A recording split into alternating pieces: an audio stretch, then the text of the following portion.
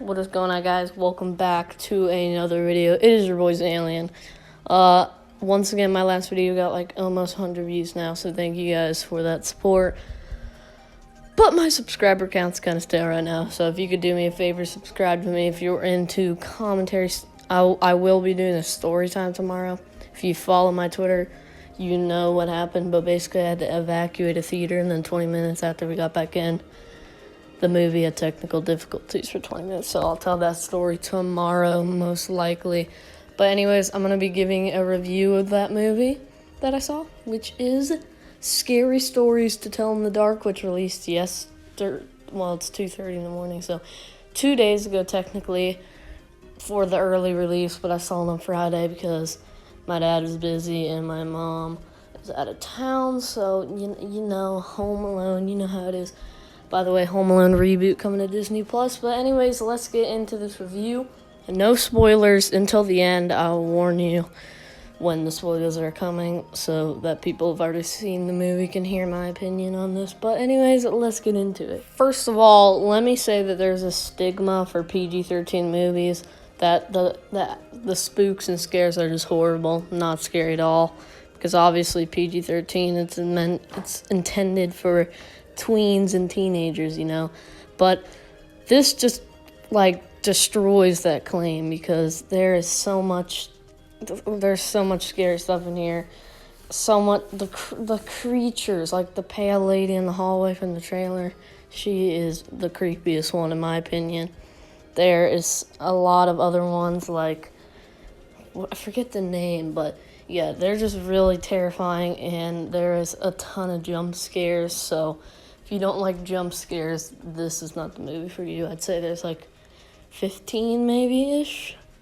Yeah, I didn't fall for all of them, but around 10 I did fall for, so yeah, some of them are pretty obvious, so if you're good at pointing that stuff out, then you would know. Now, for the actual story arc, I do think it's a little cliche, you know, this movie's basically Goosebumps on crack, so yeah, that's like my description of it.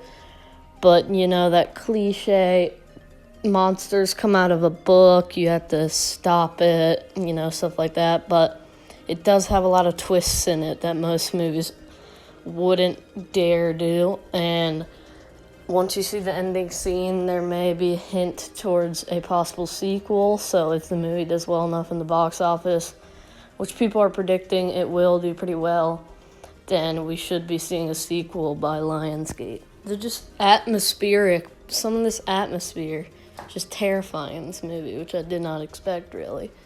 Like this creepy hospital, this creepy old mansion. It's like the movie's pretty low budget. It's like $28 million. And I like the things I was seeing, I was thinking like $7,500 million. It looked like some of these, it's just crazy, the atmosphere in here, but I guess atmosphere is kind of cheap. The main cost of movies are like CG effects, which there isn't much of that in this. Yeah, but great atmosphere. Now, this movie's pretty funny, too. There's this one character, I think his name's Chuck. Sorry if I'm wrong, I'm really bad at remembering movie character names unless I really love the movie. Which I did like the movie, it's just not a classic for me, you know what I'm saying? But I think his name's Chuck. He's just absolutely hilarious every time he's on screen, except for like a few scenes that are pretty serious. It just makes me laugh. He makes the funniest facial expressions, dude. I can't explain it. The actor did a really well job in making this guy a good character. And I love how attached you can get these characters. Like, the first 20 or 30 minutes, you're already, like, worrying about them, you know, stuff like that, which is a very good thing. So, props to them on that. And that's pretty much all I gotta say. There isn't much CG effects, but when it does come to it, it is pretty well. So I'm going to give this movie an 8.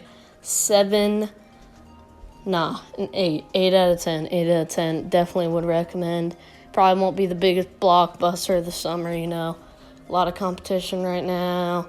Dora and the Lost City of Gold just came out. I heard the movie sucks. I probably won't see it just because it's not really in my demographic, and I think it is. But yeah, 8 out of 10 for this movie, and now time for the spoiler. So I am going to be talking about the very ending of the movie, so I'm giving you guys 15 seconds to click out the video right now if you have not seen it. I would definitely recommend clicking off this video. especially if you're planning to see it. If not, I guess it's another vlog. The ending is like so surprising. It's just when you don't want to know ahead of time. Also, sorry I have to reuse some gameplay, but that is because I ran out of the gameplays before and I deleted most of my gameplays for more space. And yeah, that's your 15-second warning. If you're still here, then you've either seen the movie or not.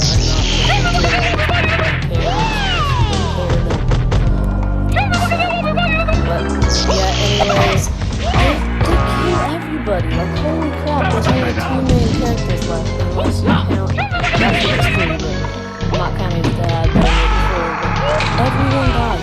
Chuck, the other kid that I forgot the name of, he ate a toe. Dude, but this is so ballsy to do that, and that's what I like about this movie. I was actually worried that they were going to it's so corny.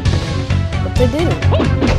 Even though it was a pretty corny ending that randomly went from like terrorizing to the freaking girls talking to this ghost flying around. By the way, the screen sheet, if you guys have seen this movie, you know that it's like a super wide screen. It's terrible. And the scene at the end that I'm talking about is where they're in the car and she says, I know there's something in this book that will bring back to life. So that could be hinting at a sequel for me as well. So please go see this. I really want a sequel, guys. But anyway, that's all I gotta say. I hope you enjoyed this review, and definitely go see this one. I give it an 8 out of 10. And it is certified fresh with 80% Rotten Tomatoes, so that is pretty good. Most reviews and critics I've seen have enjoyed. But the only problem I've seen is the kind of cliche storyline, but it is targeted more at teenagers. So I'll see you in the next one with social links in the description. Yeah, bye.